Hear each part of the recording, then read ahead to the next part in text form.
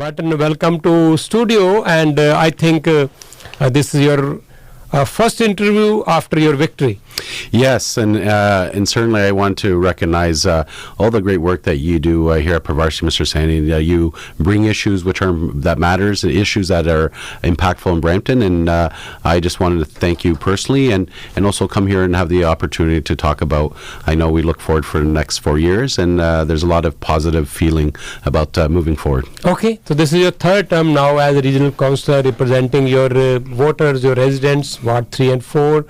I think many people were thinking that you will win at the end. Are you happy with the margin of victory? You know what? I personally feel that even if there's one vote against me, I would like to know why.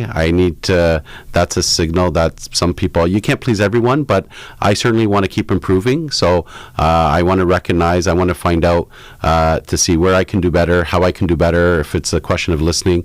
I know you can't please everyone, but I certainly strive to always do the best I can. Okay, and Diwali festival, biggest festival for all of us, I mean Indians or South Asians, we can say.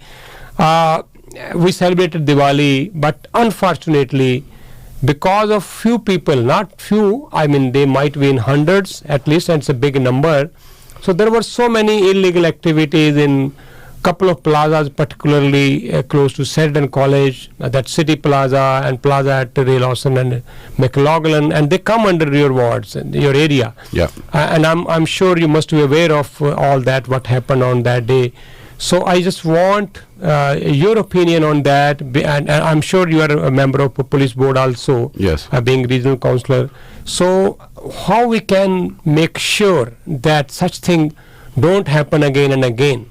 Yeah, and let's be clear. I think you raised a really important point. Some of the locations we do know where there's more of a tendency to have those type of celebrations. So if we talked about some of those plazas, a couple months ago, just before council, I moved a motion to have staff work with police services to create a bylaw in terms of how do we ensure that we can regulate these plazas, especially when there's no after hours of operation. So one could be, physical barriers as we do at the College Plaza, or is it something that we have to require them to have security? In this instance, you would have expected, and one of the disappointments is you would have expected at those College Plazas that there would have been, that's where the majority of activity would have been. I know there needs to be now an opportunity for me to speak with not only our bylaw officers, and I do have something scheduled for us to understand where we can improve, because one thing I did notice, it seemed like a war zone at times. In certain neighborhoods there was smoke everywhere, and I received tons of calls, and that was especially on campaign night, and I witnessed just across the street from where I was several firecrackers which are illegal. So I think we have to look at, we've talked about this in council, of probably trying to bring all firecracker activity to one or two locations, and having people, inviting them to bring their fireworks and do it in a safe manner. But we'd be kidding of ourselves if we think that we're going to be able to stop it across the city. Every year, I'm sure this has a question of education as well. We need to educate the public why, what are the dangers around it, what are the penalties, and look at having stronger penalties, and then after look at how do we have more of a presence on those special events. But we don't want to make it to seem that these are celebrations, these are very important cultural aspects, and we don't want it to seem that all of a sudden we're a policing state. So we need to find ways to work with community leaders, work with all the civic organizations on how to engage with people. Maybe, like I said, is have centralized areas across the city where people can bring their fireworks and go do it in a safe manner. Okay, so this debate will be on for till the next year Diwali. Yes. I'm sure city, police, all those bylaw officer, they should all sit together and take it very, very seriously.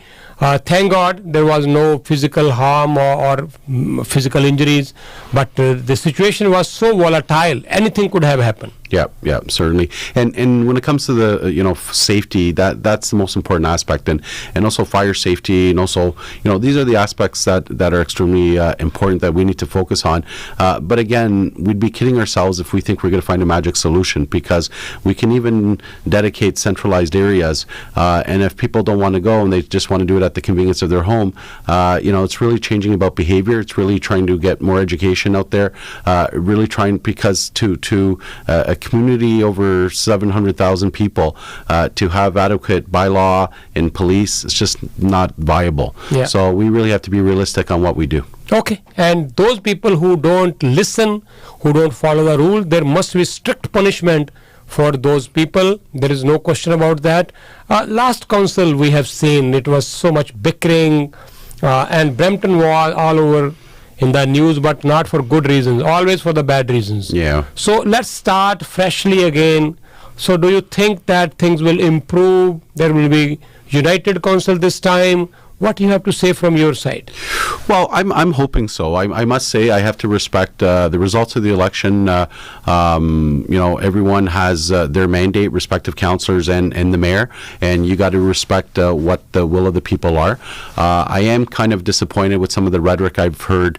I know there was actually an interview here with the mayor yesterday on some of the aspects of an old guard, and that council wanted to build a cricket stadium, the council wanted to do this, or he wanted to do this, and then after he talks about having the majority, I don't think that's the type of rhetoric, and I respect that the mayor won with the landslide, and I want to work with him. I think members of council want to work all together. We want to work better for the community.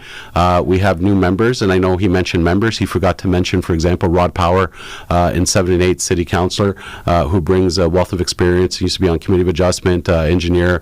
So I think we have someone who's going to bring some mindset. I'm very excited about Guru Pratap, and I know him as a guru, and someone who worked in former Mayor Linda's office, who I have a very close relationship, and I know what he brings to the table. I know we have the new councillor out in wards 2 and 6, the city councillor, but I also some of my old colleagues who I've worked with for many years, and maybe we didn't see eye to eye. I think it's an opportunity for a reset. It's for us to refresh our views, and at the end of the day, this idea, this mentality that now you have a majority, so now we will rule and we will do whatever we want, I think that creates issues, and that's not what we want. I think there are important issues we have to tackle, and certainly the number one question I always say here, and it's not for me to oppose anyone, when we talk about all these issues we want to do, we did 4 tax freezes. Show me how we're going to pay for everything. So I heard, for example, that we blocked a cricket stadium. Listen, I want to build everything. The only question I ask, and I'm waiting to hear that at council, is how can we afford it? So you tell me, with the rate of inflation that we've gone on, so I just want numbers to speak. So, and it's not against anybody specifically. I'm not trying to block it. I want to do everything everyone wants to. Anyways, but moving forward, I certainly have improvement to do on my side. I take responsibility, looking in hindsight that maybe there are times that, you don't have to be, so adversarial. I think there's ways that we can work better together. I want to take that approach. I know that I can do better. And certainly we hear from the people, they want us to all work together, and I respect everyone's authority, and I want to be a team player too and move Brampton together. But I won't I won't sacrifice my integrity. I won't, I will respectfully oppose decisions which I don't think are correct, and we would just want to ensure that our city runs in a transparent and accountable way. And, what happened in previous terms of council, and I just hope moving forward, especially notwithstanding that each councillor votes on what they think is best for their ward, and they think what's best for the city of Brampton, and it's not about, Team A, Team B, Team C. It should be Team Brampton. And I certainly look forward to working with everyone. Okay, wonderful. So Martin Medeiros has been re-elected as regional councillor from Ward 3 and 4. He is thankful to all of his supporters, voters, volunteers, whosoever helped me. So he has come for that today particularly. I will keep talking to you in future also. Any particular plan in your mind which you couldn't do during the last term and you will try to give priority this term? Yeah, I think we've had, specifically in Wards 3 and 4, there's a couple of issues. We know community safety is a big issue. And, notwithstanding sitting on the police board, and we just talked about what happened at some of the plazas. So we need to find ways when it comes to community safety, that's a top priority. And how do we address that in a meaningful manner?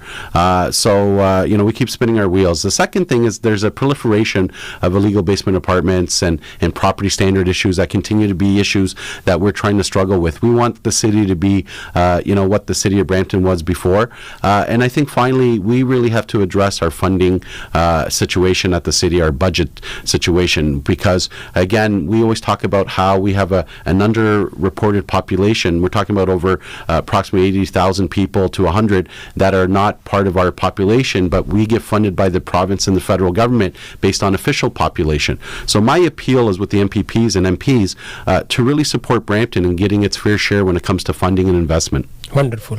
So Mr. Martin Medeiros is a sitting regional councillor also, though the official swearing-in ceremony for the next council will be soon, but still you can contact him anytime, any of ideas, any opinion, any issue you want to discuss with me is always welcomed. You would like to give any contact number, any other information you want to share with us? Yeah, just lastly, if anyone wants to call me directly, 416-806-0239, 416-806-0239, and that's my direct cell, and people can call me directly and talk about any issues that they may have. Okay. Thank you so much. You have a very good relations with our South Asian, Indian, Punjabi community always, and all I can tell you is that you're already doing wonderful job. Keep it up, but take the community safety issue on priority, which you are already taking. And people are really outrageous on this, and I'm sure you are taking it already seriously. Thank you. Yes. Thank you so much, and talk to you soon. Thank you very much. Thanks for coming.